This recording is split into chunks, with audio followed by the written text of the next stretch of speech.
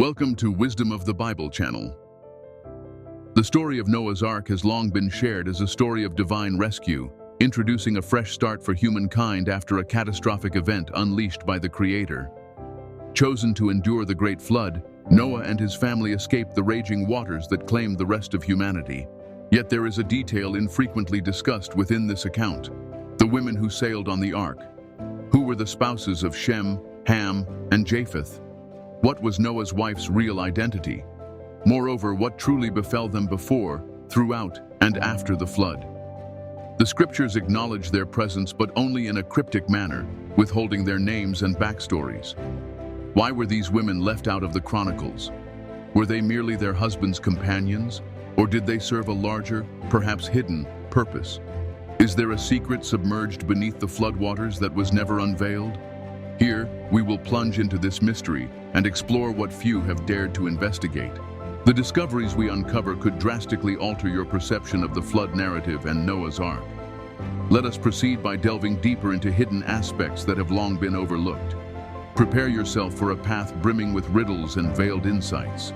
The enigma of the women on Noah's Ark endures. For countless generations, Noah's tale has been preserved not only in holy writings, but in the mythologies of many peoples. The ancient flood is among the earliest recorded events in human history, recognized across diverse societies and customs.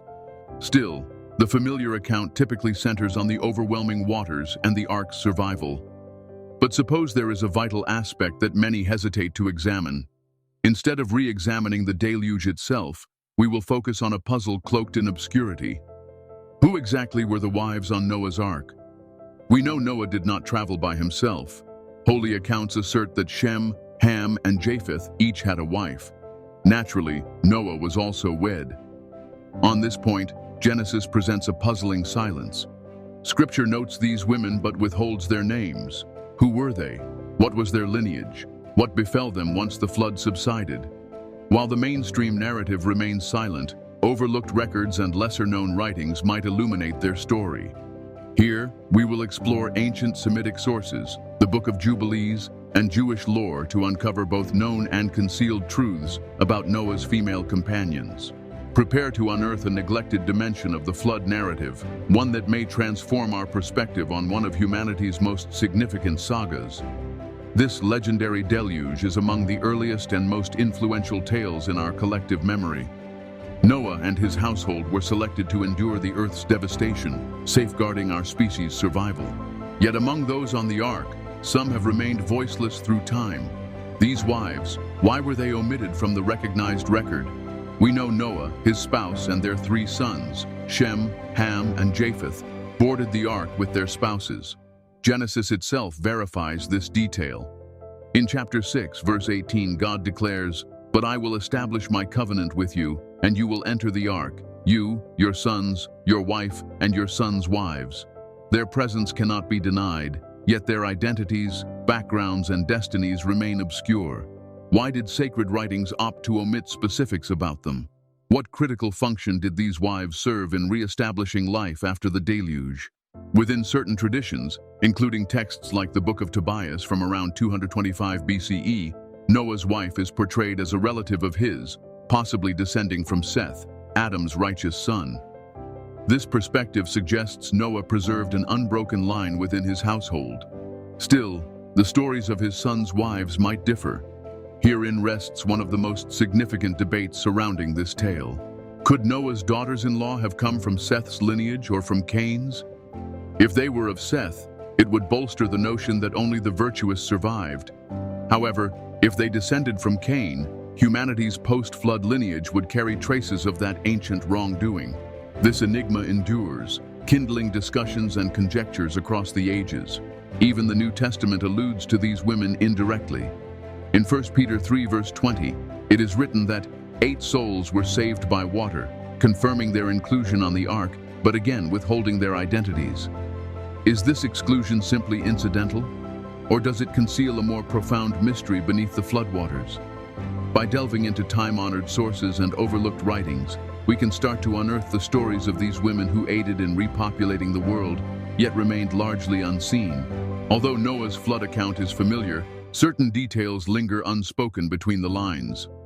Scripture acknowledges Noah's wife and the wives of his sons, yet vital data about who they were is absent. Nonetheless, historical documents like the Dead Sea Scrolls shed light on long-lost facts about these women and their indispensable part in restoring humanity. Unearthed in the Qumran caves, the Dead Sea Scrolls rank among the most significant archaeological discoveries ever made.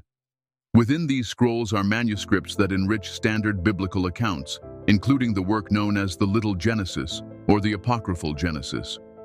They discuss the wives of Noah's sons and reveal fresh insights into their existence and previously overlooked contributions.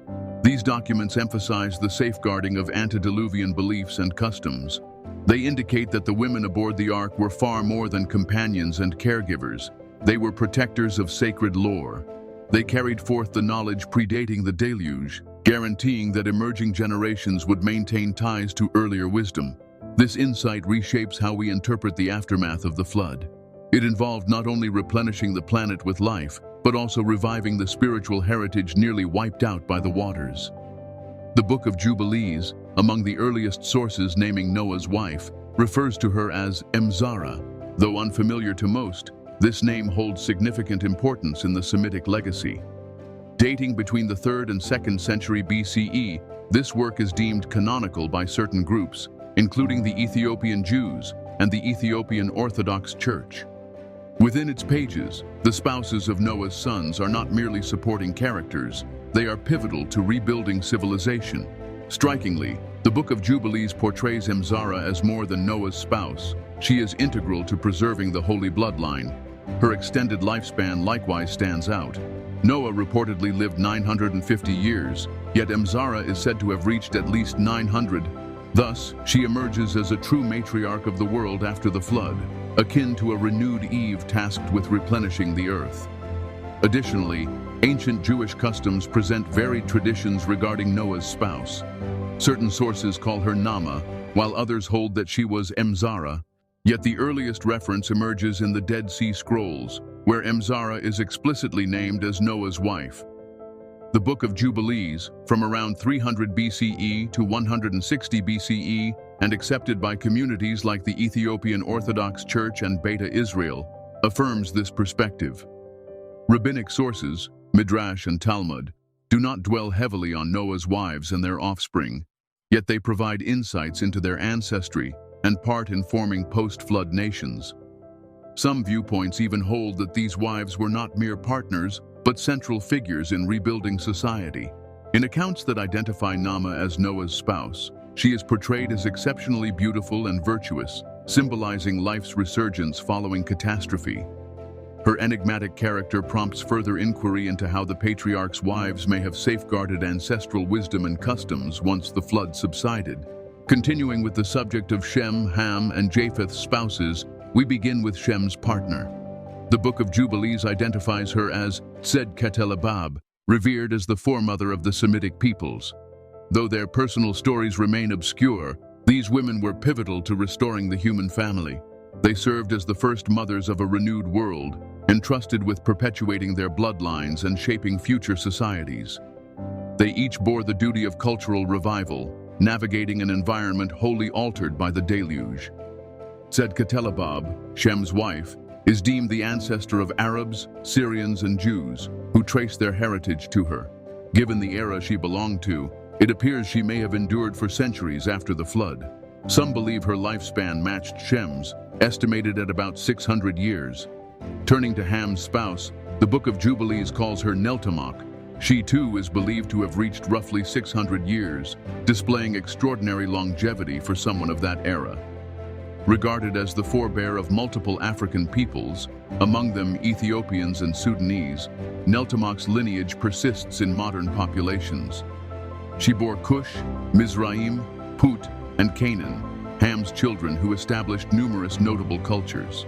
An intriguing tale of Neltamach is found in an old Christian narrative by Hippolytus, a writer from the 3rd century. This story claims that God commanded Noah to slay whoever first declared the flood's arrival.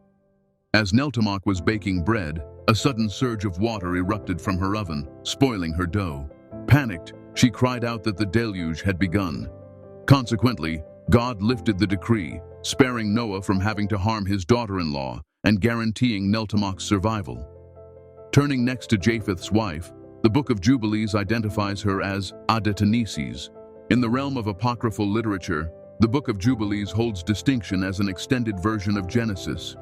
It discusses the spouses of Noah's sons, offering insights into their backgrounds and tasks both during and after the deluge.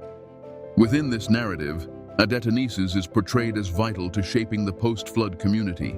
Though classified as apocryphal, the Book of Jubilees frequently features in discussions on biblical events, lending a supplementary viewpoint. Accounts referencing Adataneses suggest she attained a lifespan of around 600 years, comparable to Shem's and Ham's wives. As Japheth's partner, she bore Gomer, Magog, Madai, Javan, Tubal, Meshech, and Tiras. Through these offspring arose the Indo-European nations, linking Adataneses to the ancestry of Greeks, Romans, Celts, Germans, Slavs, and certain Asian groups. In their transformed environment, the survivors had to adapt while maintaining the customs, practices, and heritage that endured the waters. It seems probable these matriarchs oversaw oral histories, ceremonial rites, and the renewal of a shared cultural identity. They needed to teach coming generations how to endure while preserving pre-flood morals and beliefs. This underscores that the Ark's women were not simply spouses.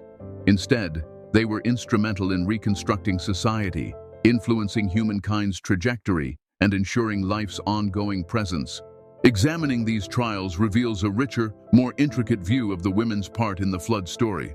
Additionally, this perspective urges us to heed overlooked histories and acknowledge the necessity of amplifying marginalized voices. Noah's wife and those of Shem, Ham, and Japheth illustrate that even famed sagas conceal fresh angles, unresolved inquiries, and profound interpretations. May this exploration stir your interest to look beyond surface readings and delve into the hidden dimensions of these age-old narratives. Let us persist in inquiring, studying, and appreciating the vital contributions of every figure, especially those who often remain in the background. Thank you for accompanying me on this path of revelation. May these reflections inspire further exploration of the remarkable tales that shaped our heritage. May God bless you, and see you soon.